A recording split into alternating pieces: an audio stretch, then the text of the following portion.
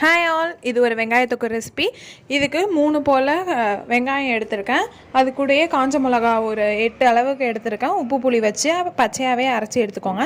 இன்னொரு கடாயில் எண்ணெய் ஆட் பண்ணி கடுகு, கருப்பு உளுத்தம்பருப்பு, கருவேப்பிலை எல்லாத்தையும் ஆட் பண்ணிவிட்டு இந்த பேஸ்ட்டை மட்டும் ஆட் பண்ணிடாதீங்க. அதுக்கு முன்னாடி ஒரு வாட்டி வெங்காயத்தை போட்டு நல்லா வதக்கணும். அதை நான் மறந்துட்டேன், அதனால் நான் தனியாக ஆட் பண்ணியிருக்கேன். நீங்கள் ஃபஸ்ட்டு வெங்காயத்தையும் போட்டு வதக்கிட்டு அதுக்கப்புறமா அந்த பேஸ்ட்டை ஆட் பண்ணுங்கள். இது நல்ல ஃப்ளேவர்ஃபுல்லாக சாப்பிடவே நல்லா சூப்பராக இருக்கும். இட்லி தோசைக்கெலாம் நல்ல இது. 2 நாள் அளவுக்குமே கெட்டு போகாதுங்க, நல்லாயிருக்கும். ஒரு நாள் ஃபுல்லாகவே வெளில வைக்கலாம். எங்கேயாவது வெளில போனீங்கன்னா இந்தமாரி செஞ்சு எடுத்துகிட்டு போகலாம், கெட்டே போகாது. இதை நல்லா அரைச்சி அதில் ஆட் பண்ணிவிட்டு வாட்டரை ஆட் பண்ணிவிட்டு இந்த கன்சிஸ்டன்சி வர வரையும் அது அடுப்பிலே தான் இருக்கணும். இது கூட பெருங்காயத்தூள் கொஞ்சோண்டு மஞ்சத்தூளும் ஆட் பண்ணியிருக்கேன் நான்.